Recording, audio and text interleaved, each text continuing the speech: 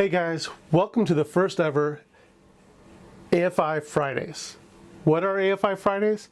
Well, every other month or every other week Friday, I'm going to go through the AFI's top 100 American movies list. I'm using the movie list from June 16th, 1998. And then once I get done with these movies, I might go back and pick some from like the 10-year updated list that they did. But I figured I'd start from the beginning of what the AFI at 1998 thought was the best 100 movies in America. That way, it gives two things. There's some movies on this list, starting with the first one here, that I've never seen of or even heard of before. And so I thought, one, it would broaden my horizons, and two, maybe it's something that you like or that you haven't heard of before, but you like my review, and you'll go out and give it a chance as well.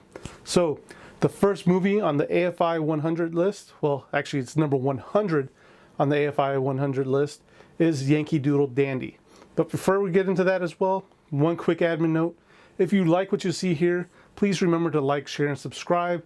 It helps my channel grow greatly, and I really, truly appreciate everything you guys do for me. Now back to the review. Quick synopsis. So George M. Cohan is meeting up with a very important person, and he pretty much gives that very important person his backstory.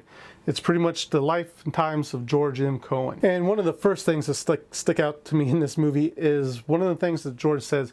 So George gets summoned pretty much to the White House, and he walks there and it's raining, and one of the house servants asks George, "You didn't take a cab?" And George replies, "No. You know, Washington, D.C. is a beautiful city to take a walk in." And if you don't know, guys, I'm like 40 minutes away from Washington, D.C. And I wonder if they would say that line today. I've walked certain parts of D.C. that really aren't that great to walk in. Yeah, I get it. The mall area of D.C. is a good place to walk in. I don't know if I'd, just wander around D.C. if I didn't really have anything touristy kind of stuff to do. But I wonder if they remade this type of movie today, would they say that same line? And I will say another thing at the beginning of this movie. I don't know if it's just because it was old, or this is how they were doing it, or this is how they're portraying an older George. It just seemed like the sound was off a little bit. To me, it seemed like certain characters were a lot louder than other characters, especially James Cagney, as older George in Cohan.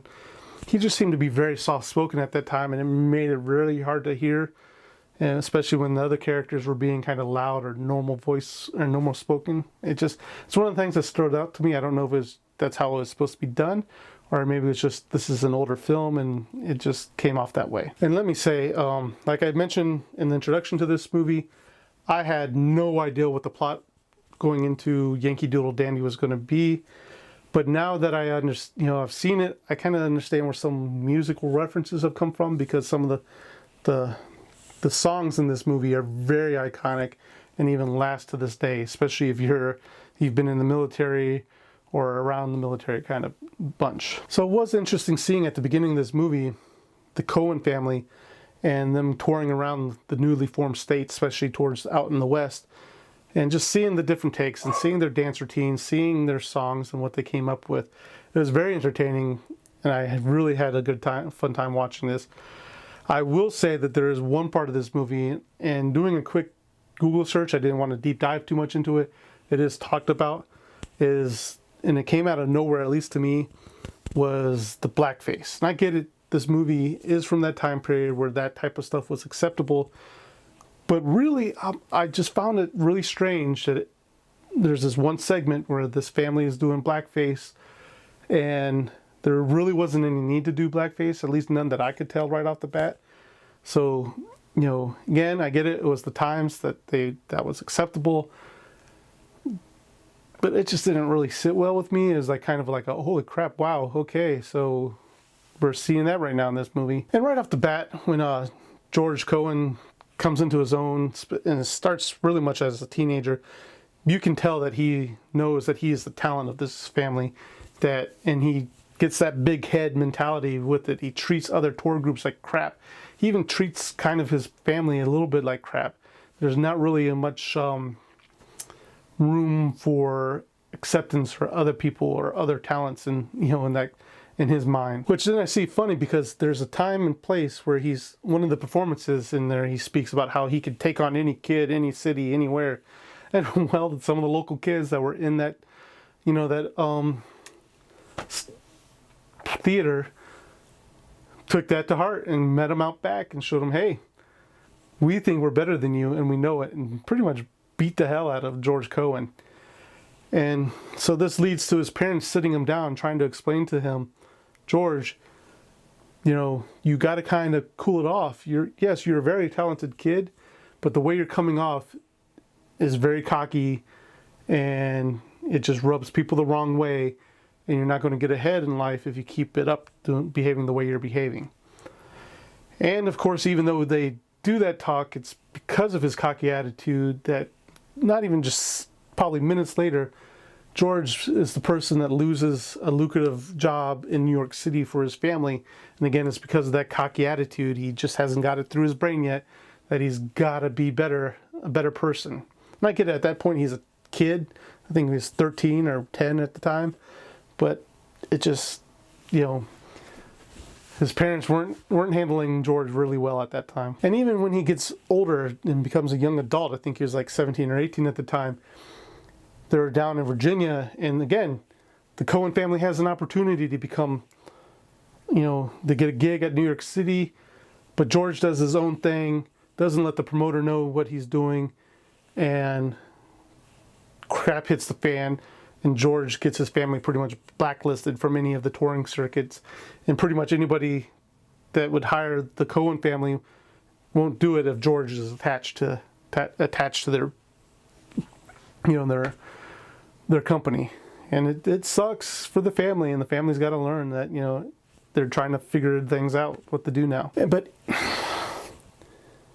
I'm not even going to say he learns. The way he gets back into show business isn't from kind of growing. He kind of swindles his way back in, where he jumps into a conversation between another promoter and another show curator, and kind of works both of them, and gets both him and the other show curator a chance to do a show.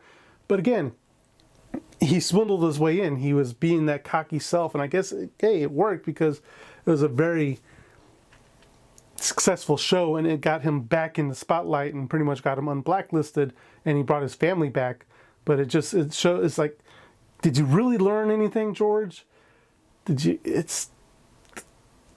won't see that growth. That's what I'm trying to say. It's like, I wish we would have saw that there was some growth in George for that. And in the second act, I guess I should have understood that this was, by the title Yankee Doodle Dandy, that this was a patriotic movie. But man, do they hit you with the patriotic tones in this movie. You get to see where such things like Over There came from, and Give My Regards to Broadway came from, two really iconic songs. The second act is very patriotic. I can't really say too much more about that. It was really well done, but it's pretty much a salute to the US of A, in the second act. And I'll also say that the dance numbers were really great as well in this movie. Yeah, there are a few numbers where if you keep watching, you do see that they are repeating themselves, but overall it wasn't really jarring. It didn't take you out of the movie. The dance routines were really well done. James Cagney, of course, is phenomenal in his job as George M. Cohan. I don't think I've ever seen a James Cagney movie before. If I did, I can't remember. Maybe it was when I was younger. Same with my grandmother or my mother. But guys, with that, I give Yankee Doodle Dandy 3 out of 5 Sheps. It is a very good movie. I think everybody should at least watch it once to get a sense of what this movie was about.